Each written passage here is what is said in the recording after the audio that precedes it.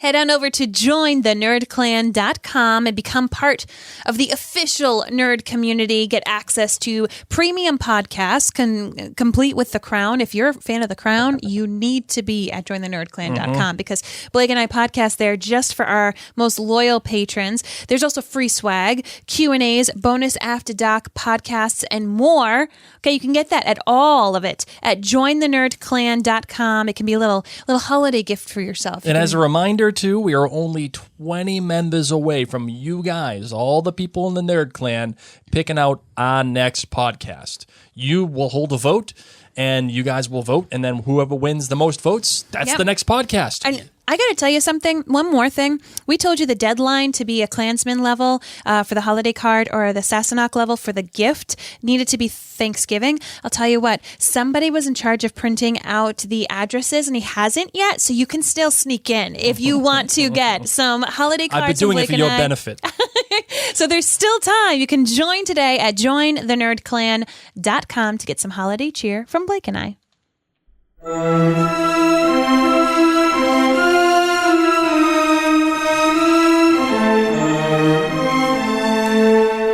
From Providence, Rhode Island, welcome to the Potterverse. It's a podcast dedicated to the book and film universe of Harry Potter. So grab your favorite wands and time turners and let's step into the night and pursue that flighty temptress adventure.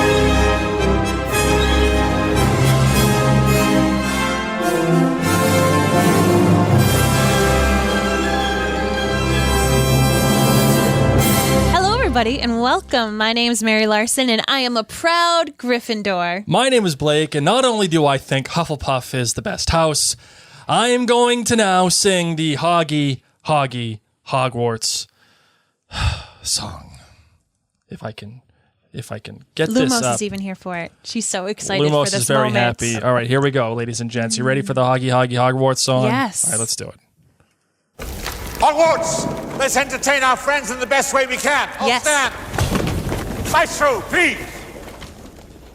Hogwarts, Hogwarts, Hoggy Hoggy Hogwarts, teach us something, please. Whether we be old and bald or young with scabby knees, our heads could do with filling with some interesting stuff. For now they're bare and full of air and tons of flights of stuff.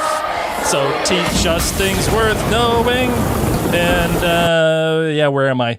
Bring back what we forgot. Just do your best, we'll do the rest and learn our brain until our brains all rot.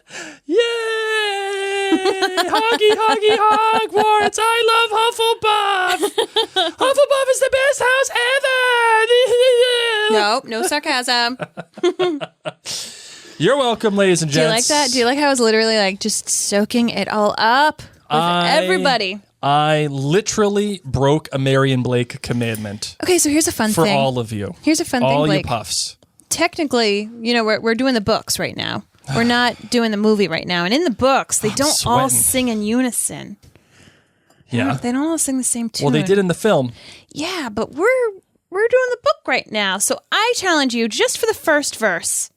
Do it in another song. What are you talking about? I can't do it. that. Yes, you can. What's your favorite Christmas song? I am. Nope. No way. I'm not singing. I'm not singing it again. No, just the first line. Nope. What would you choose if you were at Hogwarts and you had to put it to any tune that you wanted? This is genuine Hogwarts situation, okay? The first thing that comes to my mind is "Smells Like Teen Spirit." Go for it. I don't know why, but that's the first thing that came to my brain. What's the first concert you went to? Van Halen. Okay. No, I'm not singing the Hoggy Hoggy Hogwarts song to like jump. It's not going to happen. No, won't do it. Nope. Hogwarts. Oh my goodness. Yes, I literally broke a Marion Blake commandment for all of you. I'm not supposed to sing. What are we doing here? What are we doing? This is called The Puffs Came Out. The Puffs came out and showed their pride. I made this commandment. And they said, "Thou shalt not tarnish the name of the loyal Hufflepuff house anymore, okay? You guys showed up. So many of you went to jointhenerdclan.com and you made this possible. And today's episode is all about the Puff Love. And I got to tell you what, if we keep growing the Nerd Clan, we may do this more. Wait, sing the Hoggy Hoggy Hogwarts song? Maybe, or maybe more. I don't even know. I mean, there is some amazing wizard rock.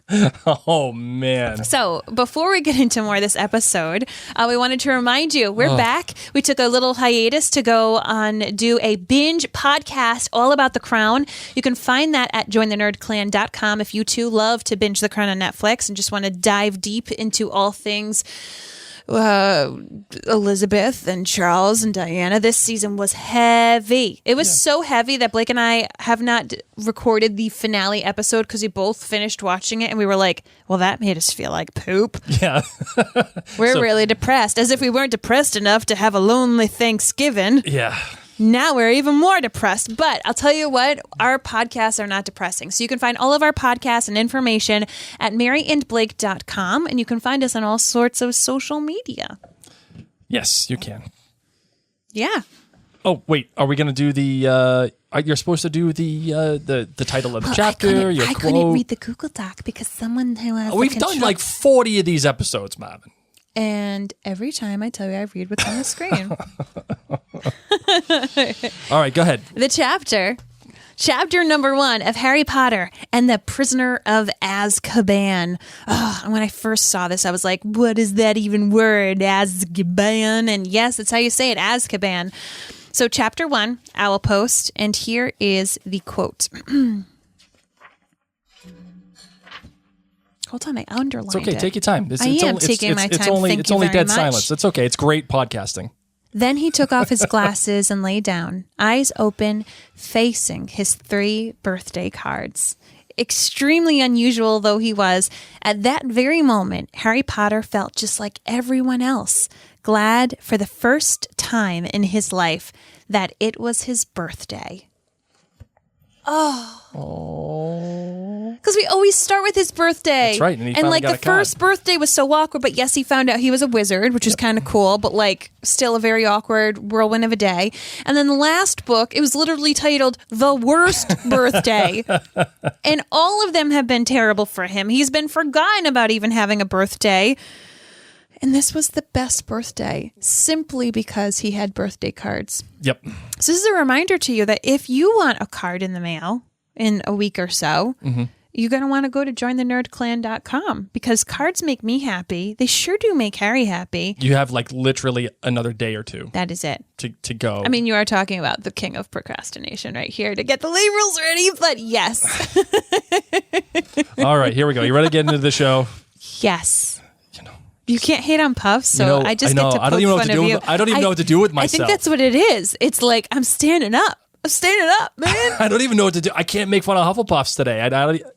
Oh, man. Okay, here we go. Let's do it. Yes. I solemnly swear that I'm up to no good.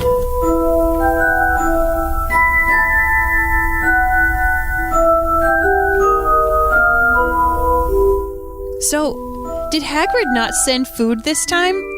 Because... No, he did not. Is his bakery not working? What is going on? Hagrid always has food. He always has treats. And instead he sends a book. A biting book. A biting book. Which I think it might be better than food. I think I'd rather the biting book than like a moldy old cupcake that he It almost got him in trouble, too. He was so nervous with hiding all these books under the stairs. Well, let's jump on in. You know, this, of course, it's just a nice little recap. We're the 3rd book in this series, and... the first chapter of many of these books, has to be a refresh. Harry's a wizard. His parents died because of a bad wizard. He lives with his mean aunt and uncle, and he goes to a magical school. They took a bit more time in the 2nd book, The Chamber of Secrets, to really flesh this out a little bit more in case you hadn't read The Sorcerer's Stone. But by this point, the author's just to remind you what this book is about.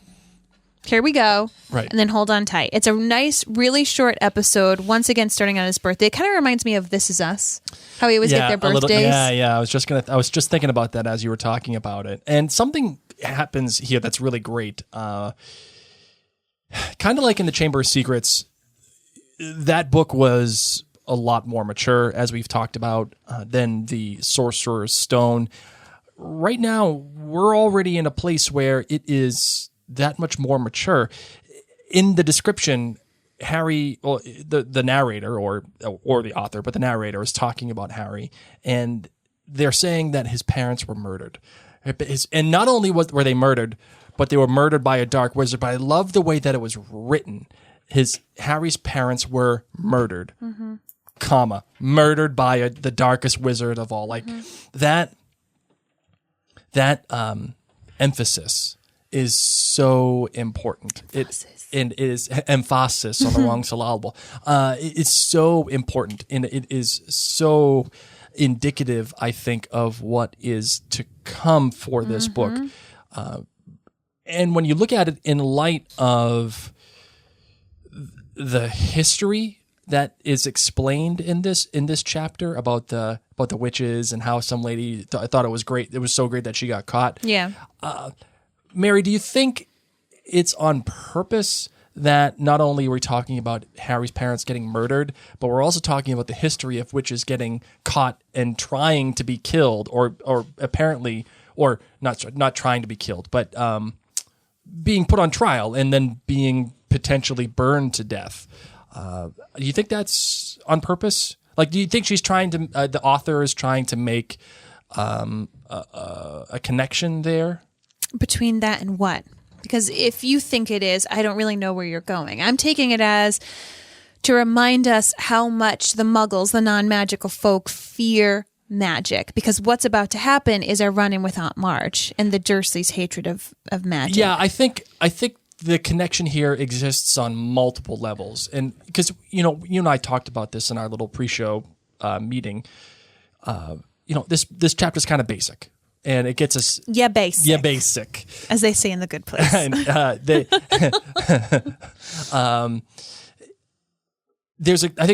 think it comes in subtly, these connections. One, that this book is going to be about Harry's parents. It's not necessarily going to be about Voldemort. I mean, Voldemort's there, but I love that you pronounce the T. I know, me too. But also, because I'm awesome. But not only that, we also have the idea that there were other witches that were brought to justice, let's just say, by being burned at the stake. And it gives you wizards a reason to be scared. It gives a reason for wizards to be scared of muggles, and for muggles to be scared of wizards. I mean, particularly when you think of what Voldemort eventually does later on in the series, and what he had done in trying to take over the magical world, and in doing so, killing Harry's parents. And see, what I'm saying is it all kind of feeds on itself here. And even though it plays off like a joke, that the lady went in there and she would just do the ice charm, and she would get a gentle tickling sensation. There's still this notion like things are ugly, and this book is already tackling some ugly things, and at least in terms of the history and what is potentially to come for Harry's awakening to his own family, yes, and to his own world. Yes, you know what I mean? Yeah, deep, Blake, so deep. My main note on the first page is, that a flashlight in one hand and a large leather-bound book, A History of Magic by Bathilda Bagshot, to which I circled and I wrote R.I.P. Wah, wah. Sorry, Bathilda.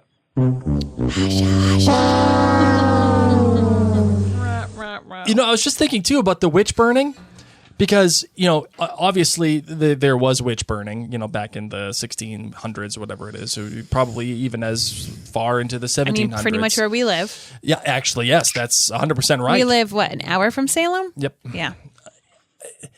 You know what that means, though? For the people that did die, they weren't witches. They were just burned to death.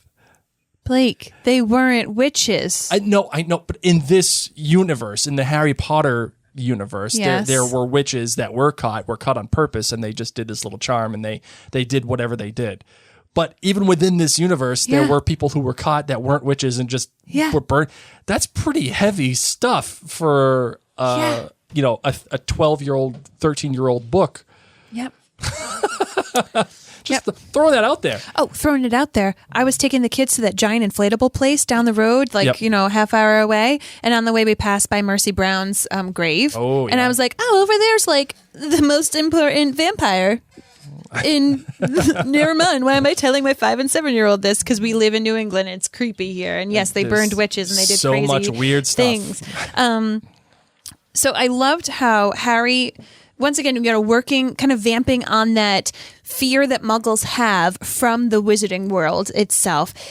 Harry's school belongings were locked away downstairs. And just to show you how unusual of a boy he is, that's the other thing that I loved. At the beginning, the first sentence starts off, Harry Potter was a highly unusual boy in many ways. And then it ends, saying that even though he was unusual, he was happy that he had his birthday. So anyway, but there's a sentence, Harry had crept downstairs, picked the lock on the cupboard under the stairs, grabbed some of his books and hidden them in his bedroom. So how amazing that his school stuff, his treasured stuff, is in his old, what once was, bedroom. I know. That's And something. now he has the ability to pick the lock from the outside to get into the magic within. Right. That he once was locked within the cupboard. Right. And now he has the power and kind of like, you know what I mean? The skill set to sneak and go do it. And the way that I look at this too, Mary, the way that you read it, it just kind of brought it to my mind. We've looked at Harry as a kid who was looking to get to the magical world. The first book it was a surprise to him, and then in the second book it was okay. I can't wait to get back. In the third book, the way that this is written, the way that it feels to me, especially in that sentence where he's an unusual kid, it just feels like the magic's already in him. It feels like he is confident in his ability. It feels like he is okay. Like he has to do his homework under his bed or under his sheets or whatever it is, just so that the Dursleys couldn't hear him. But it feels like he doesn't appear to be a kid waiting to get to the magical world. He appears to me as he has the magical world within him, and he doesn't feel the need. Yeah, it's just like waiting his time, like counting down the days. He's got his little calendar that he thinks of Hogwarts as home. And I get that feeling because the way that it's written at the end of that sentence is, oh, and he was a wizard. Like it just feels like we're getting more of a sense of Harry, the person, as opposed to the thing. You know what I mean? As opposed to the hook of it, and the hook, of course, being that he's a wizard, as opposed to him just being a kid, being a human. And really, that's what ultimately I think why this book takes off the way that it does. Because it concerns itself with Harry. Yep. And it concerns itself with his family and the mythology of his family and how they are, where they are. You understand what I'm saying? Not really, but I'll go with it. What I find really fun is that in the previous 2 books, to open up and it was that Harry was magical and this was the big surprise. Here we are in the Muggle world and guess what? You're a wizard. Well, we're already well established in that. Sure. And what's interesting in this chapter is that Ron calls and has no idea how to interact in the Muggle world. Yeah, so we're having absolutely. this really interesting dichotomy where the first 2 books, it's, ooh, something magical, or, oh my gosh, Dobby, like, what's a house elf doing in my house? I don't even know what a house elf is. To now, we have the patience to hang out in the Muggle world a little bit and have the magic try to find its way to Harry. Yeah, absolutely. And it be really hard and awkward. Yeah, because it's a real example of how the 2 worlds just they run in parallel, but they don't intertwine all that much. It's great because they have the author has done this structure of the books where it seems like Harry the kid, Harry going to Hogwarts, and then there's like this larger picture. a larger story at play. And in doing so, she doesn't have the Muggle world and the magical world interact all that much. Yeah. But in this case, this is a real great example of show, don't tell. The fact of the matter is Ron doesn't know how to use a telephone. And it's just a pure example of the two worlds just using completely different modes of communication, two completely different languages, really. They don't exist together. They only run parallel with each other, which I really like. Another thing that the author does here, too, is already giving you clues about Scabiz. Because Scabiz was at dinner, and the sneakoscope was going off. I find that fascinating. Yeah. Just like how she did in the second book, and even the first book. She told you the big twist right away.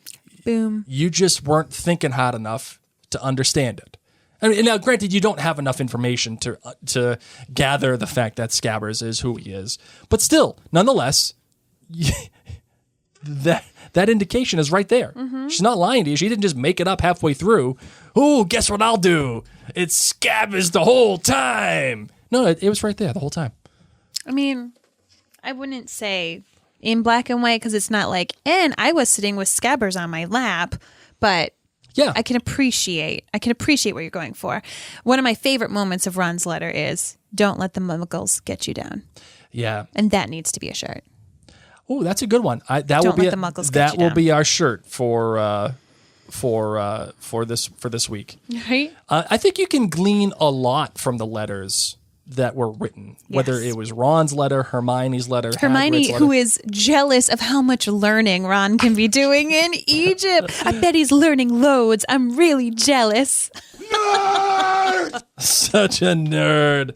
Such a nerd. Bless her heart. And then, like you were about to say, Hagrid sends a letter, of course. Yeah, Hagrid. No food. Yeah, no. What the heck, Hagrid? You know, maybe the baker didn't show up that day. Maybe some birdie bots. Just like send some pre-made candy from Honeydukes, man. You know, the funny thing about Hagrid's letter is that it's so Hagrid. Like each of these letters is so each of the characters. Ron's is all over the place. You know, it's like, hey, we did this. We went on vacation, and Scabiz was with me, and then we saw all these mummies, and Mom didn't let Ginny in there, and and which is a callback to the Chamber of Secrets because she's already been overtaken by people and things. So, and then Hermione is like very measured and very like very well punctuated. It's very well written, very structured. And then Hagrid's just like, oh, I got this for you. I can't tell you too much about it. See you when you get at Hogwarts. Probably shouldn't have told you that. Yeah, right. And then of course we have the letter from McGonagall, which is really an official, Hogwarts letter. But still, it brings up a further conflict of Harry's existence with the Dursleys. He still has to get permission from the Dursleys to go to Hogsmeade, which is something that he's, he needs that. And it's something that he's going to struggle with. Yeah. When all of his friends are able to go out there, he won't be able to do it. Come on, Hogwarts. Dumbledore, make an exception. I'm just saying. I know, right? But yeah, I find it great. And when you consider where we left off in the first chapter of the second book and where we are today in this chapter of the third book, there's a huge difference. Yeah. And again, we circle back to our question about Harry seeing his future in front of him and accepting his role within that future. Already at a mere age of 13. Yeah, he's happy. Yeah. He gets his first cards, for his birthday. And for the first time ever, he's happy that it was his birthday. Yes. Really cool stuff. I agree. Really cool stuff. And I'm just excited. This, of course, for those of you who don't know, this is the first book that Blake actually had read of the Harry Potter series when we were dating. The 5th movie was coming out. The 7th book was coming out. And I was like, listen, if this relationship's going to continue, you're going to need to catch up on Potter. And he had vowed never to read Harry Potter, never to watch the movies, but he also fell in love with me, so he agreed to do it. And I told him, like, listen, we need a crash course. Yeah. So you can watch movies 1 and 2, read book 3, watch movie 4, and then read 5 and 6. And then you should be at an adequate level of knowledge for book 7. If there's any like pieces missing, we'll be able to fill it in. So this was your first book that you read. Yes. So I'm interested to see what it's like for you as a second go. Yeah, my memory, as I was reading this, and actually listening to it, my memory of this book is very vague, like very hazy.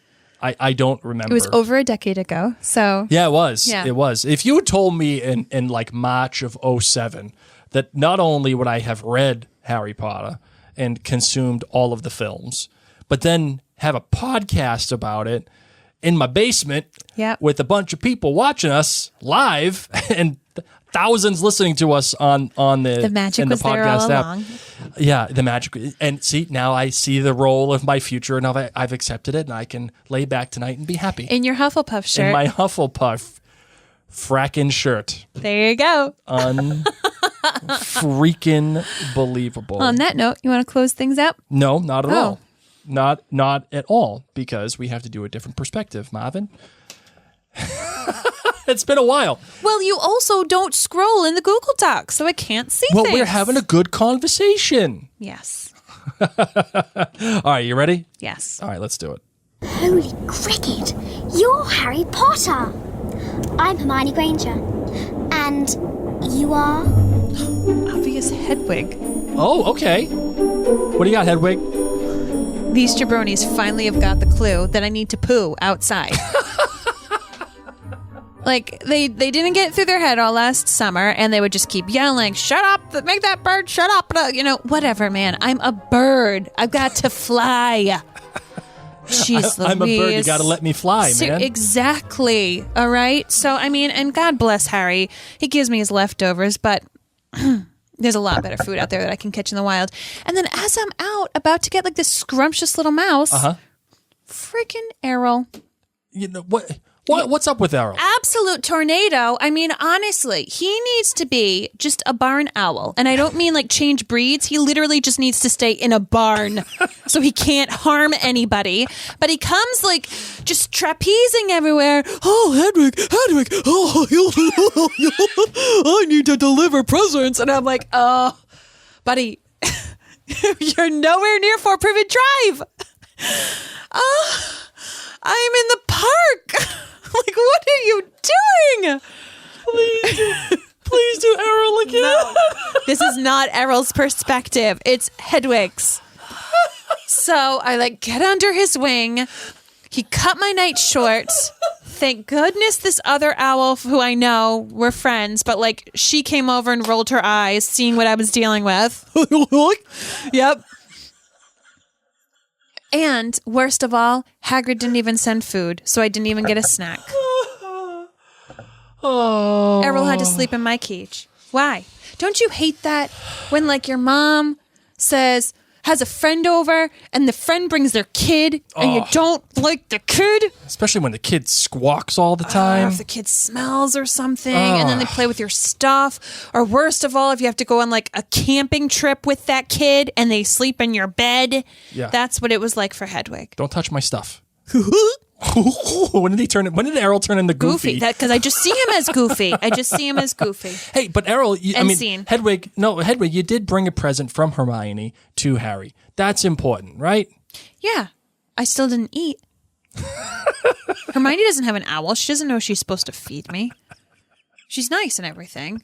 Her parents checked my beak because they're dentists. Yeah.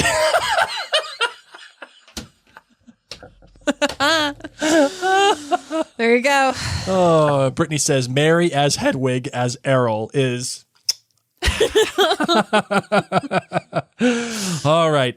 You ready for some listener questions? Yes, I am. All right, ladies and gents, this is the time where you get a chance to ask us some questions. Whatever you want to ask, whatever you want to talk about, we are here. Let's chat some Harry Potter.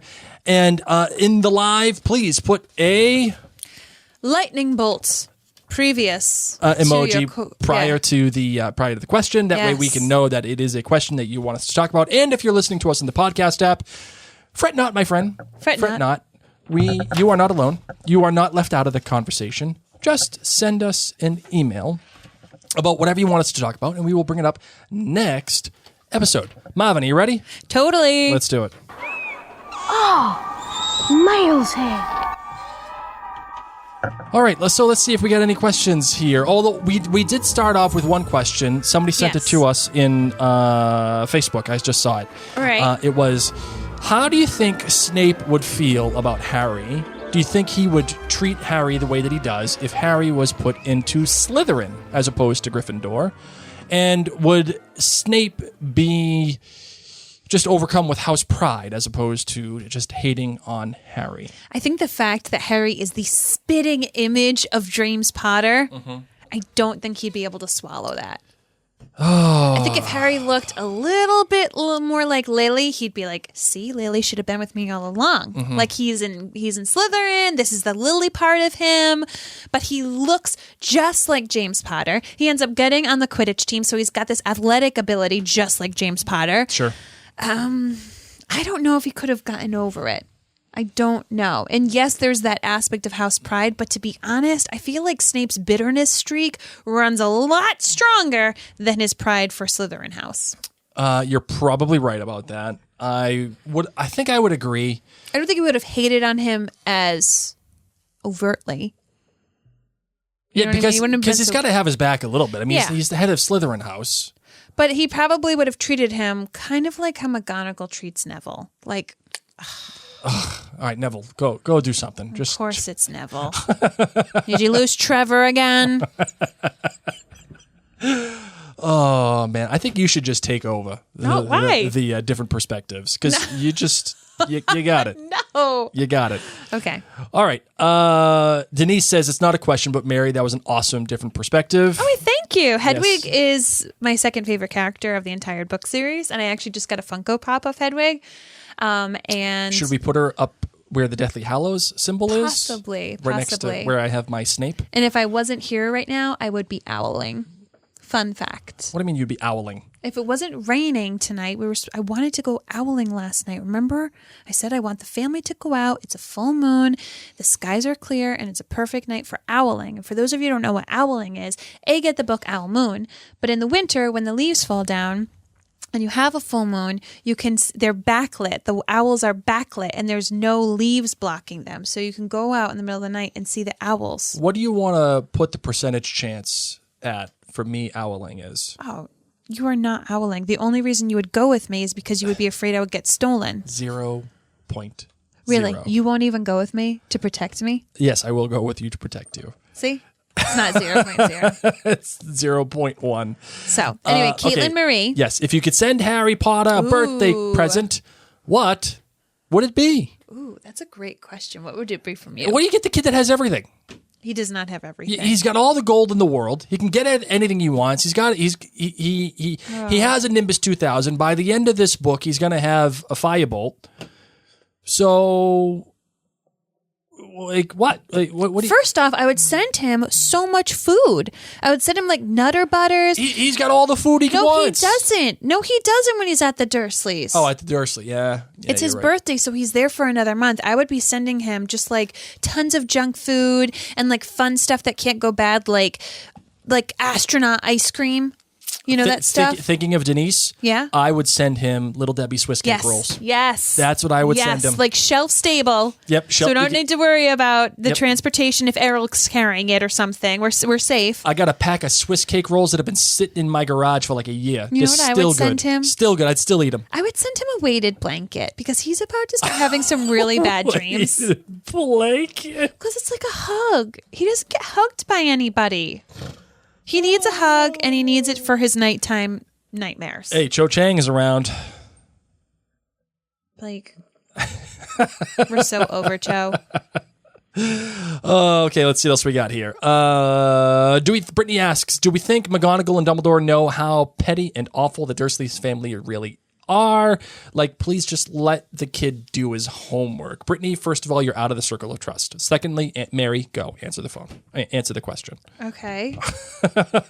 I don't think they know how bad it is because I don't think Harry is one to complain. I think because, obviously he could be like, oh, guys, help me out. But I don't think they fully know. I think that Dumbledore should have checked on Harry multiple times and then he would have known. But I don't think he did.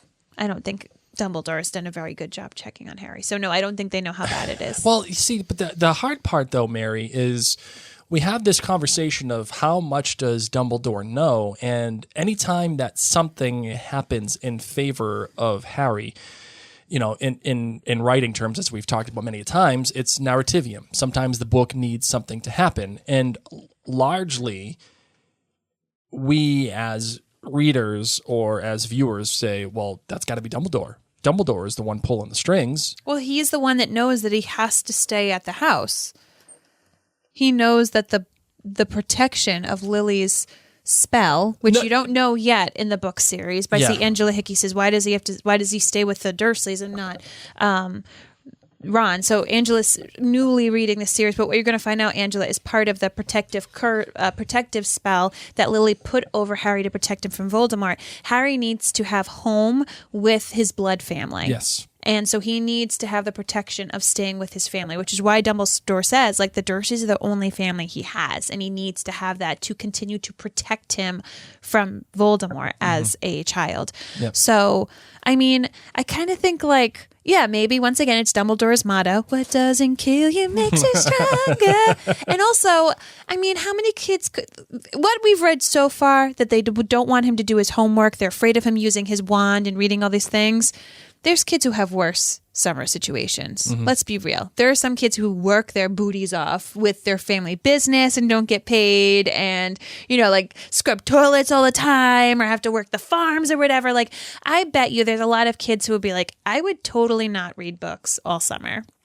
Yeah, no. I would switch lives with Harry Potter and be ignored. Like, there's much worse stuff. So I don't think that Dumbledore and McGonagall have the ability to check on every single kid.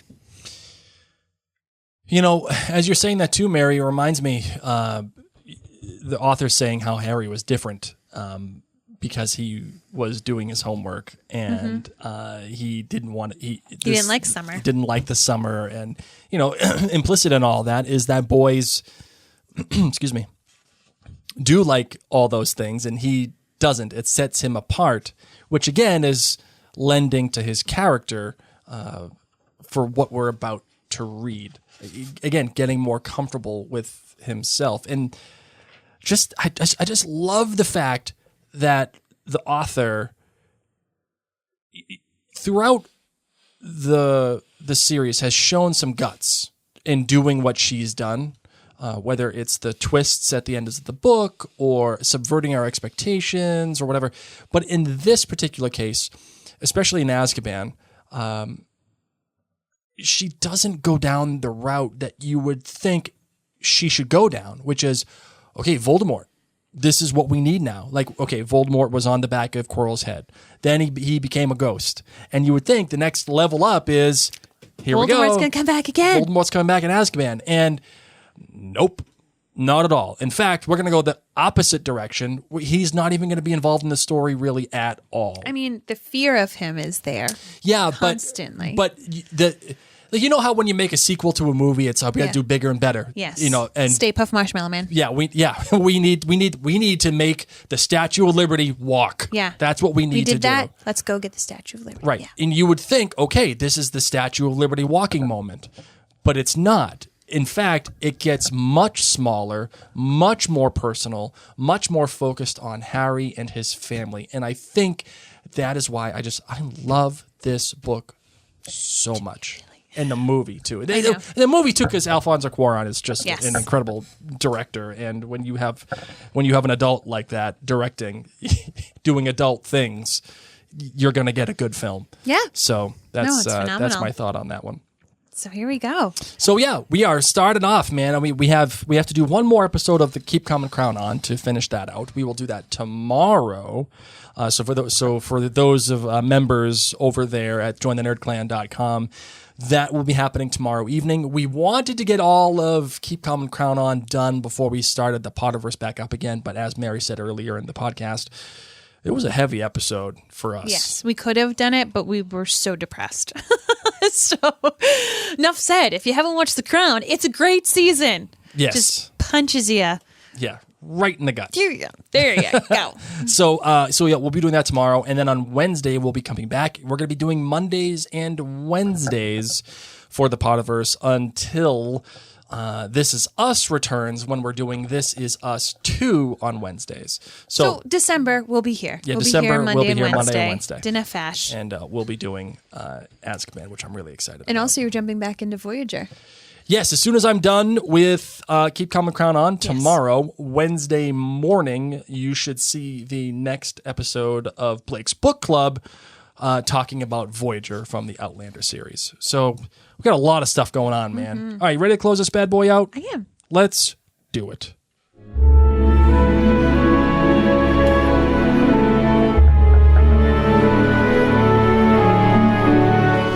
Thank you all so very much for tuning in and for allowing us to have that brief hiatus as we delved into another fandom that we love and just really love to chat with other people about.